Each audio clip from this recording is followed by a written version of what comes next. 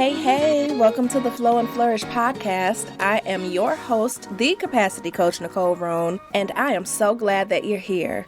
This is the safe space where we talk openly and honestly about all the things that can come up as we try to juggle our competing priorities, manage self-care, work in our businesses and or in the corporate space, and intentionally work on managing our capacity so that we can show up in excellence in every single room that we walk in, aka be able to flow and flourish, hence the name of the podcast. We believe that when you flow effortlessly, you flourish tremendously. And this podcast is dedicated to giving you the tips, tools, resources, all those things that you need to be able to do just that. Now, if this is your very first time here, then welcome to the sister friend tribe of like-hearted, like-minded women who are on a journey similar to yours. We are all here to get our capacity together, okay? In order to do that, we use 5 different areas of flow to help you be able to manage it all. So create that work-life balance that's going to be ideal for your specific situation and ultimately just walk the talk.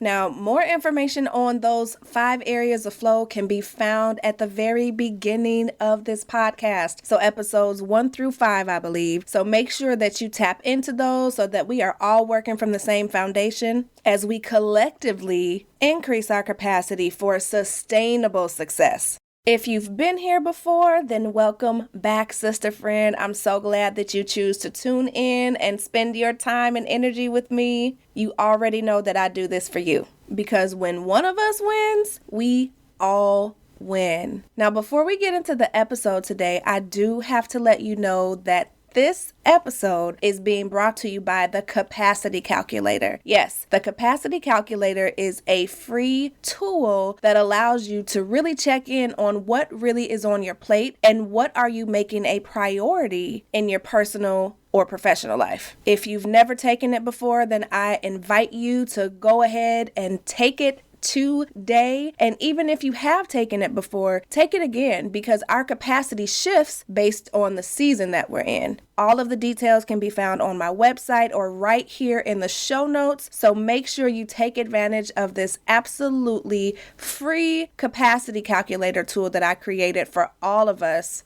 to be able to flow and flourish. All right, let's get into this episode. Yay, we are recording. Miss Tamika, I am so excited to have you here on the Flow and Flourish podcast.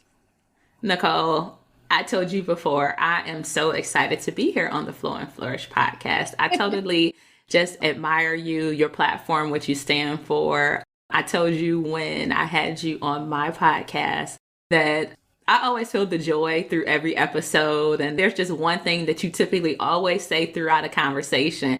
And it just truly tickles me. And that's when you say, ma'am. It's your own way of like gathering the person or the conversation. Like, let's bring this back together, ma'am. Oh, you're gonna make my cheeks hurt. Oh, it's so funny. I didn't even realize I said that so much. Not even just in the podcast, but throughout my regular life, because to my mom, I've said, ma'am, and she looked at me sideways like, excuse me? I'm just asking, can we, or even at work. So yeah, thank you for saying that. I just dually adore you and all the things that you are doing. And I am so grateful for your yes, for you coming on to talk about something that, I haven't talked a whole lot about. When we recorded our podcast, we, of course, chit-chatted and talked about love and marriage and family and all of that good stuff. And so I'm excited to have another lens and a similar story as well in being a wife and being a mom. But before we jump into that, I want you to tell us a little bit about who you are, what you do. You already have your bio, but just help us understand how you got in the space that you're in today. Sure. So thank you again for having me on your podcast. I am Tamika McTeer, host of the Ageless Conversations podcast, certified marriage facilitator, a wife of 16 years, and as I'd like to say, recovering Miss Independent. And so while I am in the space of being married for 16 years, there was a time when I was single. And so for all of you listeners out there, if you've ever had a chance to sit in a space of being single and then you transition to marriage, you know that it's not always the easiest thing. But if you are open to change and you have that open mind, I believe that the transformation that will take place is something that's going to be very rewarding for you individually and collectively for you and your spouse. But yeah, really, that's just a little bit about me as we open up. I have the Ageless Conversations podcast as well, where I just like to share stories there to help educate, equip, and empower women to live their best lives, to thrive in life and love at any age. Oftentimes people will say because of their age, they can't achieve something because they're too old, they're too young. And what I like to say, age is truly a lifestyle. When you embrace it, it's so much more that you can do. But if you leave yourself in a position where you are continually stuck and using age as a crutch for why you can't move forward or why you have not moved forward, then you'll allow that to dictate your life and you won't be able to get to a place where I believe that we all can be, and that's at a place of thriving.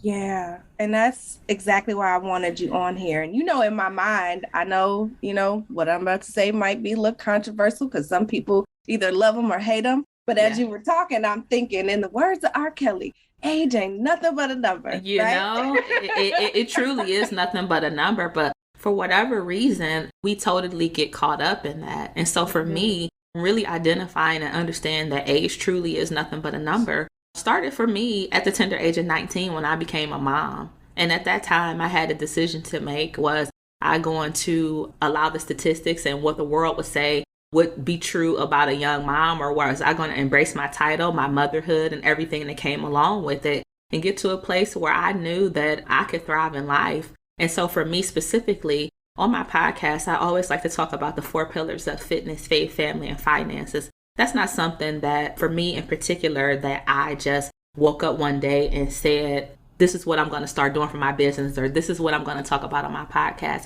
But really, it's birthed from a place of me truly living my lifestyle, not determined by age, at such a tender age of 19. It's what I've been doing for over 20 years now. I'm nothing without my faith. I'm nothing without my faith. And it took an encounter for me to really get back to my relationship with God. Sure, I was introduced to him just as many young girls or many people as a young child, but it was something altogether different when I became an adult and wanted to know him intimately for myself. And getting to know the Creator and knowing that he doesn't hold me in this place where he's going to look down on me because I became a mom at the tender age of 19, regardless of what the world said or regardless of what everybody else said. It was there in that personal encounter that I had with him when I rededicated my life back to him at just the early age of, I was about 21 at the time, and really got an understanding of really what that was. And it became very clear to me at that time that he was a God of the highs and of the lows, and I could go to him with anything. It took me back to a place where that's where I really began my relationship and really had the opportunity to dig into the Bible and get to know, again, like I said, the Creator for myself, and just applying that word and just continuing to build and grow in who I was. So that probably was like the beginning and intro steps for me.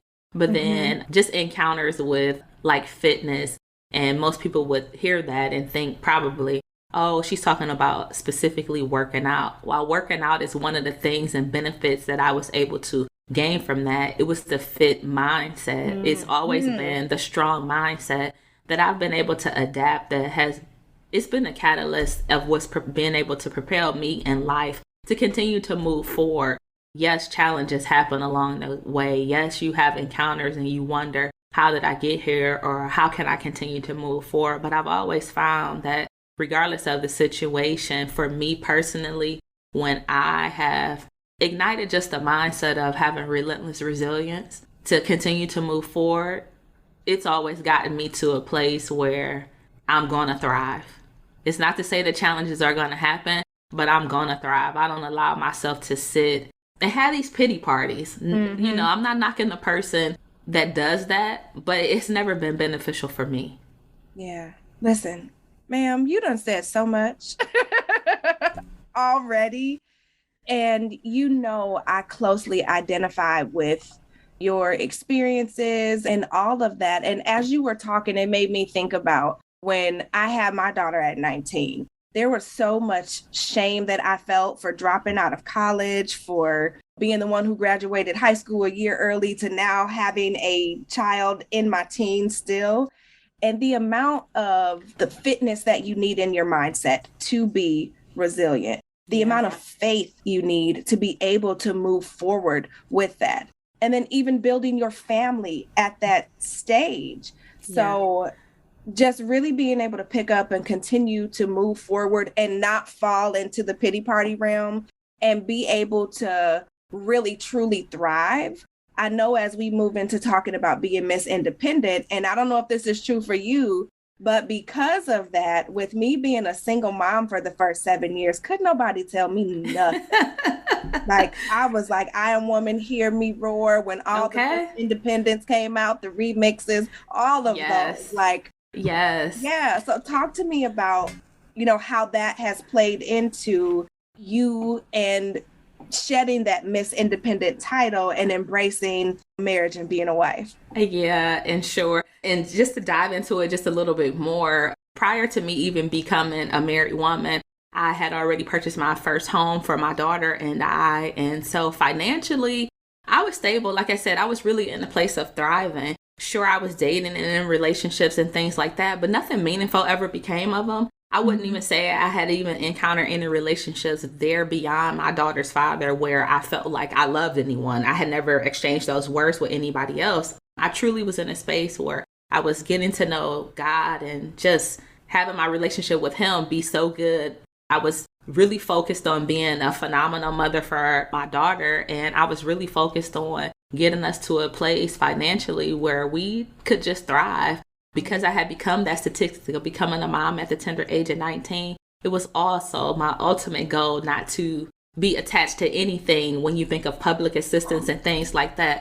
Again, yes, I know that some people need that, and I'm grateful that those benefits are available to the person that can utilize them. But for me, I didn't want any attachment to it. So working hard and get into a place where I could have everything I wanted and just feel so secure. I was there. I was totally there. And so I would say probably like many of your listeners, I was groomed to be Miss Independent, not because anybody told me I had to be, but I chose to be on a quest to not become another statistic after becoming a mom at the tender age of 19. I had grown accustomed to being a strong one that could do things without a man. And that worked until I met my husband. What I did... why I'm laughing. And that worked until I met my husband, girl. When I became Mrs. McTeer, what I didn't know was that Miss Independent would have to go. I just didn't realize it. And so when you see me today, the woman you see me today as is, I'm totally not the same person as I have completely evolved as a wife. You know what I'm saying? I have completely evolved. And I wish I could tell you that I just prayed and things changed, but that's not my reality, because I was playing yet another one of my games of the silent treatment. And I know you know about that silent treatment because we've all played that game a time or two. Yeah. We've all played that game a time or two. And so while it's not my proudest moment to share, when I think back on it back then, I can't even tell you exactly what the conversation was, but I would always remember to tell you how I felt. And what I felt, if I wasn't going to be heard, then I wasn't going to speak. And so suffering in silence from 24 to 72 hours oftentimes is what I would do. Just because I was so used to having my way. I was so used to me being the person to, make decisions and not have to include anybody else. And even with that, when I think back on it, I often say that to some degree, I may have suffered from having like an only child syndrome. Even though I am not the only child, I have a sister. We're 9 years apart. So essentially, to some degree, I spent a lot of my time growing up in a household by myself, being the only child, being spoiled, always having my way. And so, when I didn't always get that or there was conflict, what was I supposed to do? Or what did I do? I pouted about it. You know what I'm saying? And so I remember being in my closet one day and just sitting on the ground and wondering, how did I get here? And just crying out to God. I felt trapped often, wondering, what was I supposed to do? Was I supposed to apologize to my husband? Was I supposed to wait on him to apologize to me? I was uncertain if I would ever get to a point where I would feel like I could say what was on my heart without fear of judgment, rejection, or abandonment. I knew this wasn't the way. I knew, Nicole, that this wasn't the way it was supposed to be, or how I was supposed to live the rest of my life, you know, in my marriage. But there I was. I felt challenged so many times when it came to conversations and us having a disagreement and feeling trapped, because nobody wants to carry around the title of feeling like every time I open my mouth, it comes off as a nag, or my husband feels attacked, or my voice doesn't matter. And I just remember going into my closet and saying, God, please help me. Like, I need you. I can no longer do this alone. I'm ready to surrender and do the work to specifically find out why it is that I'm having trouble communicating and being vulnerable with my husband. Like, I wanted to do the work. And that's just my personality. I'm always ready to do the work. I'm a person that's truly about personal development and self-reflection. Again, constructive feedback. So if it's something that I'm not doing, like, I want to know. Tell me. Yeah. I want to know. Let's fix this thing. Yeah, I want to know. And so because I was having such a hard time doing that specifically with my husband, the next best person I knew to call out to was God. Yeah. Show me, what is it that I'm not doing? Because I know it's not healthy. It's not productive. And this is not what I envision for my marriage. When I look at what God ordained as a covenant and what it should be, I was like, this ain't that. This is not that. So truly, I want to pause too for a second. Okay, go ahead. Yeah, you said so much, so many good things, and things that I didn't even realize I brought into my relationship as a wife. I saw, like, my mom give the silent treatment. And I also saw my mom, while being married, still be Miss Independent. Yeah. And so we don't realize how much of that carries over. And similar to you, although I wouldn't call it the only child complex because I have 10 siblings, but I'm the second oldest, right? And I'm the oldest girl. And so I jokingly say by default, that makes me the oldest because I still was taking care of my big brother. Yeah. I was running around doing things in the house to help my mom and even taking care of my siblings. And so I have been used to being the decision maker or being the one to help influence a decision. Right. And so for me, after being a single mom for 7 years, and then my husband and I working things out and it coming back full circle, I had led this independent life for so long. And I oftentimes would say, like, I don't have to ask you nothing. Like, excuse you? And that got us in so many arguments. Or I would say things like, I don't need you, right? It to flex my independence. Yeah. And it made me feel good, but it crushed him. And I didn't understand why I was behaving that way, but literally sitting and listening to you. Like, I knew part of it was being, you know, a single mom. And like you, I went and I got my degrees. I made 6 figures. I did all of those different things to set us up financially so that we didn't have to continue to be part of the statistical piece. Right. Like, I had the public assistance. I had, you know, the low income housing, and I didn't want that for us. I wanted bigger and better. And so throughout that striving, I got accustomed to saying, I don't need you. And it was horrible, you know? So I wanted to just go back to that quickly because I know there are other women who may be struggling with that. And I want to dive into, and I know you were getting into this because you couldn't do it anymore by yourself. So you sought out God and asked for some help on how to really manage through that.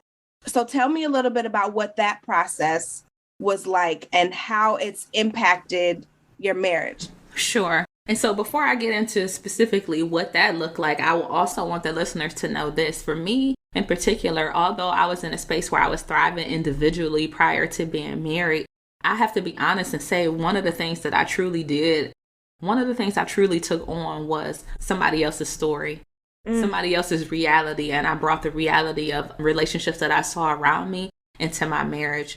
And so what I mean by when I say I brought the reality of what other people's story was into my marriage, you see, my husband and I would say if I didn't bring some of that unnecessary stuff into the marriage, a lot of the disagreements and things like that we had would have never happened. And what I mean by that is, for me, I said, if you listen to what I said in the beginning, I said I had grown to being accustomed, the strong one, and accustomed to doing things without a man, not because anybody told me to, but I chose to based on what I saw. And so a lot of what I saw in my childhood growing up, and just through the women in my family, is, in my words, I would say I don't feel like I saw strong women.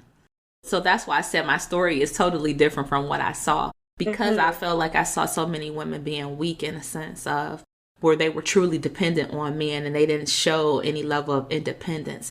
Sure, they had their own jobs and things like that, but when it really came to like owning some strengths and things like that, I saw women, I felt like, bow down to men in ways that I was like, oh, I'm never doing that. Oh, like, wow. You would never have that type of power over me. A lot of that came because I seen domestic violence in my own household growing up. My father, was physically abusive to my mother. So to me as a little girl growing up, because I saw her stay in it longer than she should have, I saw that as some type of a weakness. Obviously, you can only speak to something when you don't know it. You're just speaking from a place of unknown. So being a child and witnessing something like that, I'm just like, who would go for that? Because in the back of my head, I'm thinking pick up something and knock somebody upside the head. Like, it's so many other things I'm thinking that you it's could so do. simple in your mind, right? In my mind. Not realizing the complexities. Yeah, like it's more to that. I've also seen women in my family trust their husbands only to see their homes get foreclosure on. I mean, there's so many stories I could go on and tell about how I've seen women in my family fully trust the men in their lives. And so for me, while my husband had never exemplified or displayed any of those type of behaviors, I always had those reminders in the back of my head about how other men had treated the women in my family. So a piece of me not wanting to give up my vulnerability was strictly based on what I saw. Although I carried the marriage title, I still was afraid to fully immerse myself in fully being married and open up and really let my husband know, how I was feeling when we had a disagreement or challenges and things like that I would come upon, because I seen so many other women get taken advantage of. So in my mind, I was like, if I'm vulnerable in this way, if I show him like who I am, how I need him, or the areas that I'm weak, that means he's going to take advantage of me, correct? Listen, you got fireworks going off in my brain. Because so if you're going to take advantage of me, there's no way I'm going to open up and let you fully know who I am and how we can thrive at this thing together. And so in my journey of really getting closer to God and really seeking him, it's so funny when I think about it, because he's given me, like I said, a lot of this, it was so many years ago, but it's one that I really like to share with people today, because I know that it's something that's probably still very applicable for so many other women out there. But he really gave it to me to, Tamika, you have to do the one thing that you're not doing. And I'm like, what is it? He's like, you have to talk. You have to talk. You have to transform your mind. What you are truly thinking about your marriage is not your reality. You have to transform the way that you are thinking about this whole thing. Transform your mind. And then he said, assess your foundation. Our foundation was always solid, and we were still looking to God. My foundation is the one thing that I said that I went back to. God, I need you. This marriage was built on faith. So why would I not tap back into that? Learn new techniques is the L in that. What I'm currently doing is not working. So surely I need to learn a new way of doing what it is that I'm doing if I want to have impactful communication with my husband. And then the K was to kickstart that new journey with confidence. Not from a place of lack, but with confidence, knowing that when I do the work, because I'm focusing on Tamika and the areas that she's having challenges with, the role that she is playing in the marriage, surely goodness is going to come out on the other side, and it's going to be beneficial for us as a whole. So really, that's something that I always think about it now. Anytime I come up against a challenge, I'm like, what's not working? And it sounds like the simplest thing, but go ahead and have that talk. And oftentimes when we Oftentimes when we have to have that talk, the first thing that you know and anything that we can do, if we're going to be impactful, if we're going to get to the other side of it, is it's always going to start with that mindset. Mm-hmm. Transforming your mind. Oh, there's so much to unpack. I don't even know where to start. First and foremost, thank you for sharing your experience, your story, and being vulnerable with us, because it takes a big person to admit, like, hey, I was part of the problem. And also to talk through what you feel like just didn't work for you. Mm-hmm. And so being able to do that and admit, hey, I was not in a space, I was contributing to the issue. Yeah. That can be tough sometimes. Yeah. Couple of things that you said, first and foremost, about the vulnerability part, right? I had no idea that your experience was, seeing other women being taken advantage of men, that fueled it, right? So I identify with parts of that, but also really just, girl, being able to tap in and think about why I was afraid to be vulnerable as well. And part of it relates back to that, right? Because of how I saw other women operate in marriages. Although I witnessed some domestic violence, I still also saw women who were being the strong one that many of us have come to grow up and be. And so to me, that went back to trust, right?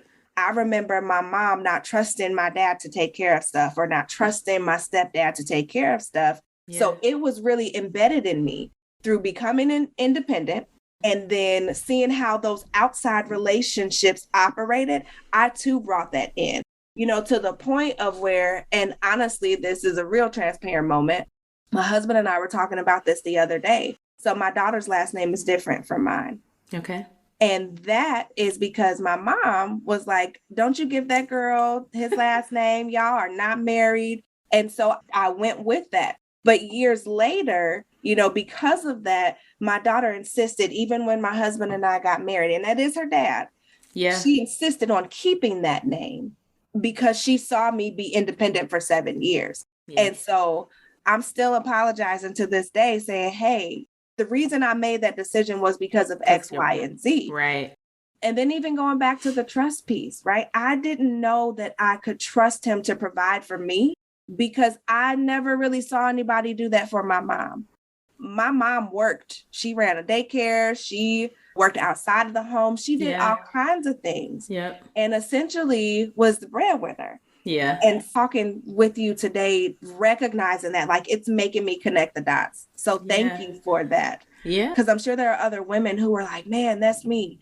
I may have seen some good stuff, some bad stuff, but I don't trust my husband, and it ain't even his fault. And that's what I'm saying. It's like I truly took on somebody else's story. I took on several other stories. Pretty much every woman in my family, I could probably find something in her story. And it's weird when I think about it, because instead of having a mindset to attract what good I could take from it, for whatever reason, my radar was always gravitating to what the negative was.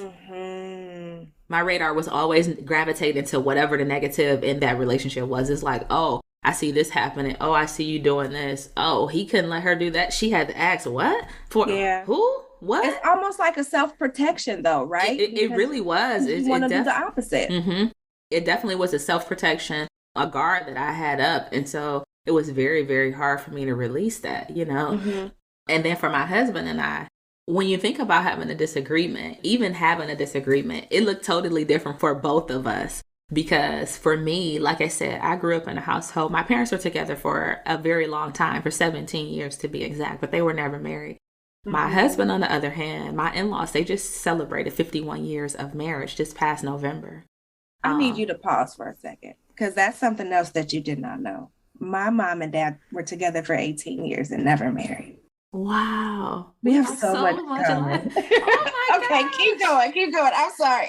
Yeah, so they were together all that time, but they never married. And then my husband, he comes from this household, where it is married. And I'm not going to say perfect household or anything like that, but I will say one of the differences too, when you talk about a marriage and bringing two people together that's totally opposite and, just different stories and things like that. I came from a household where, again, I saw disagreements and things like that. I saw some forms of domestic violence. Whereas my husband, for the length of time his parents has been married, he says that he's never even seen them have a disagreement. Wow. And to some people would say, oh, that's phenomenal. But to me, when I was like, okay, that's retarded. I was like, I was like, there's how is something, that even possible? Yeah, I was like, there's something that's not truthful about that. And I was like, that's cool that you've never experienced that. But that does not mean that your parents have never had a disagreement. And so to some degree, and this is just my opinion, everybody can have a different opinion, but I think that we should be showing our children a healthy disagreement. Mm-hmm. I'm not saying have this big, long, drawn out fight in front of your children, but I'm saying for this grown man to say that he's never seen his parents have an argument, to me, that's another red flag, because that's automatically sending that individual into a marriage expecting that there will be no disagreements. Of perfectionism, right? And so and so when they encounter one, clearly they like, what the heck am I involved in? Because I have never witnessed this. Mm-hmm. And so it's so much about marriage that, I don't know, everybody's story is going to be different. And your childhood, it plays so much into who you are and how you show up. But I also think that we all have the power to get to the change that we want to see in our marriage. And it definitely starts with ourselves. And so I don't think it's fair to continually walk around, for people to continually walk around and say, well, my marriage is this, or my marriage is that, or he is doing this. And it's like, well, really, have you reevaluated your marriage? Have you tried to do anything to work on your marriage? Or are you always approaching your marriage from a place of pointing the finger or saying what that person is not doing? Because here's the reality. If some of the challenges that you're having in your marriage, it can sometimes be safe to say that those same challenges or communication issues that you might be having in your marriage are spilling over in other areas of your life. And so if they are spilling over into other areas of your life, and you're the common denominator in those other relationships that you have with yourself, whether it's with your money, whether it's with your faith, whether it's in your fitness, whatever the topic and whatever it is, if you are the common denominator, then I think it's safe to say that you should be willing to do some self-evaluation and find out exactly what it is in the role that you're playing in the relationships that you're a part of. Whew. That self-awareness piece though, right? Yeah. Like, this is a good segue to talk about your talk, because your acronym and the process, because really it takes a huge amount of self-awareness to sit back. And you know, what I do as a capacity coach and helping everybody really be able to understand how our personal life impacts our professional life. You have to really know that how you're showing up in your marriage is not the only place that you're showing up like that. 9 times out of 10, you are showing up like that in your professional life, in your friendships, in other relationships. And so having that mindset, having that sat yourself down talk, right? Yes. Similar to you, my whole thing is the PLANE method. And so with you, the talk is T for transform your mind, A for assess your foundation, L for learn techniques, and K to kickstart this journey with confidence, right? Yeah. For me, it's almost identical, because for PLANE, it's P for process, right? Processing what is working, what is not working, right? L is for listening to yourself, to others around you, you know, taking in that feedback. Mm-hmm. A for aligning, right? Getting it all together. What, you know this, so what, now what? What are you going to do about it? I is then for implementing, and N is nourishing and navigating. So it's really the same thing, being able to take that self-assessment and be vulnerable enough to say, hey, I'm part of the problem. Yeah. And this is not working. And then commit to doing something different. And as independent women who are the go-tos, who are the strong ones, you know, who are used to doing everything, being everything for everybody. Yeah. It can be really, really tough to even get in that headspace. Because it's like, who am I going to talk to? And that's why you go to God. And I love it so much. I love everything that you're doing. I love this whole framework, because we have to have healthy marriages. Yeah. That's one of the things, though, I feel like when I was in the beginning of my journey and going through it, It's so interesting because my husband and I have always, since the beginning of our marriage, been connected to like small groups in church, covenant couples, whatever the church had for like married couples and things like that. We were always connected to it. But it's so funny because even though we were connected in that way, before we even started like leading married couples and things like that, I felt like the church was not where I could get real conversations for people. I felt like Go on and preach. I felt like although we were connected to so many people, we had such a close relationship with our pastor and things like that. When I would ask just simple questions of people like, how do you navigate this situation? Here's an example. How would you navigate that? People often came back and would just use terms such as just pray about it. And I kept thinking, as powerful as prayer is, and as much as I believe in it, and I've seen it work for me, I was like, this is the stupidest thing that I have ever heard. If one more person says, like, to just pray about it, I was thinking to myself, so, okay, people are really trying to make me think I'm crazy now, because are you guys trying to tell me that you never had disagreements? Like, I'm just asking for real life practical situations, and not everybody put it on a facade and saying that they are like these Christian marriages that don't have disagreements, because I'm like, I just know that that's not true. And so that was probably, that was a long time ago, like when my husband and I lived in Cleveland, Ohio, and a lot of where the transformation took place. So once we got to a place where we are now here living in the Carolinas, that's one of the things that I felt God calling us to so strongly, and not to do it where I'm just serving women and that he's serving men, but that he called us both to serve married couples in ministry, and specifically provide a place and an opportunity for them to share real life stories about what's going on in their marriages. I found that it was so much powerful and impactful when I saw couples going after what they wanted to achieve in their marriage together versus them doing it individually. Because so many times, that's another thing I feel like you'll see. I feel like women put in the work. Women are always out looking for personal development, always trying to connect to another sister, always being very transparent for the most part, and asking questions like, how do you navigate this part of your life? Or how do you navigate this part? But it wasn't so much of something that I saw of people tackling together and going at it, with couples together. And so that's where, when my husband and I moved here to the Carolinas and we got connected to our church Elevation here, that's one of the things that God really called us to. And it's a space that we really thrived in, really being able to pour into couples and see them go from a place of crawling to actually stand up walking in their marriage and being confident to go to their husbands, or being confident to go to their wives and actually say what's going on, but knowing too that they had a support system that they could really fall back on, that was going to be truthful with them, transparent, but still guide them in, what God says your marriage should be to help them get to a place of thriving. If more people could get to, I feel like, that space, I think that you will have more people specifically in the church that's not walking away from their marriages, but continuing that fight together. Because it's always figuring it out. Because so many times you see it being one-sided and them just going after, like, she's like, well, I'm doing this, but how about doing it together? How about getting connected to somebody that you see doing it together? Listen, first of all, thank you and your husband for what you are doing and creating that safe space. Because similar to you, we were told to pray about it, right? At the same time, we did have our pastor who married us that we would go to and have, the couples counseling. We did the premarital counseling. We check in every now and again.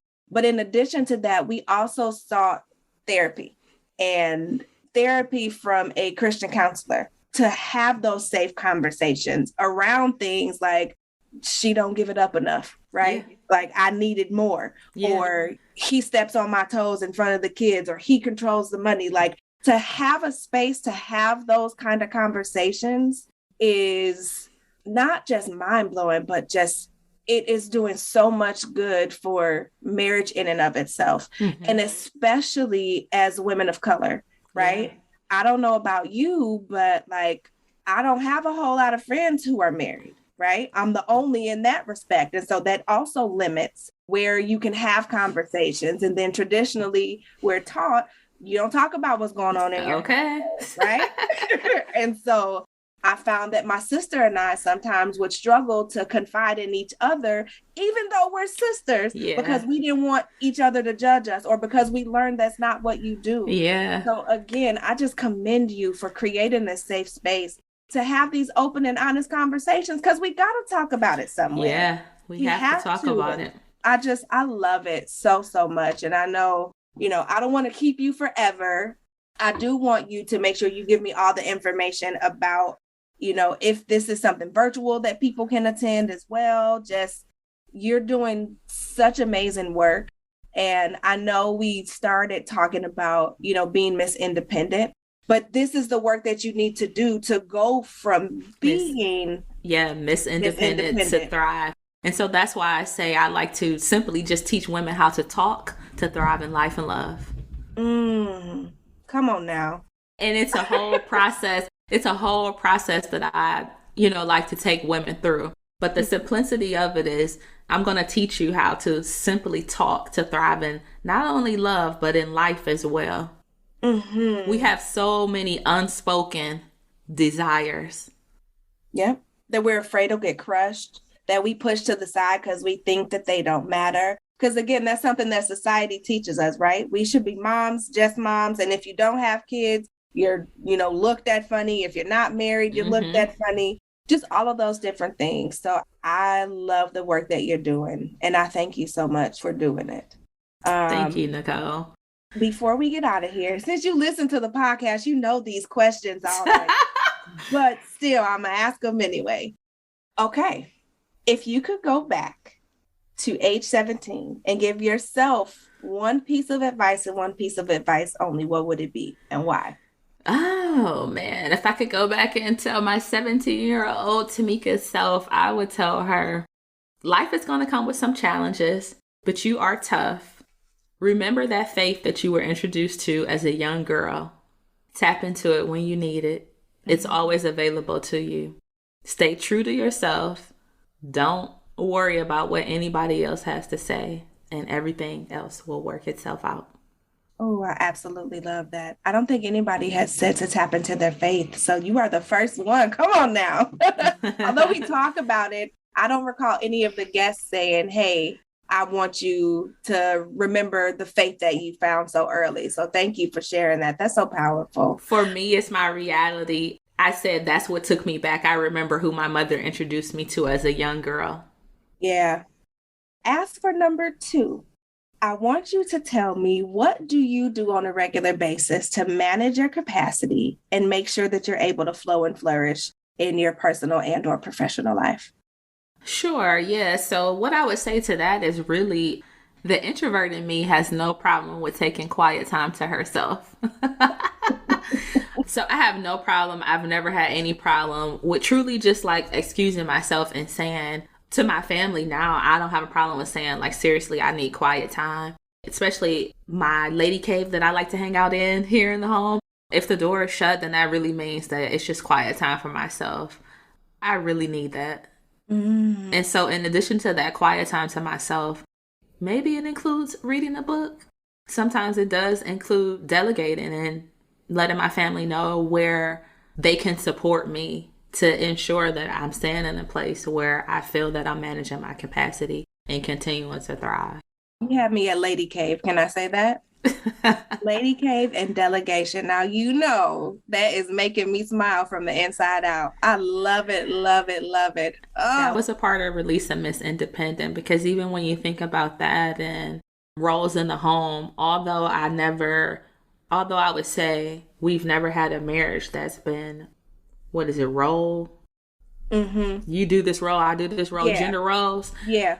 I still struggle sometimes to, invite other people in or let my husband assist in that way. So I found very much freedom in that now. So yeah, I'm not going to do everything. I don't have a problem delegating. Like, if you want to do that, have at it. Thank you, sir. I so appreciate you.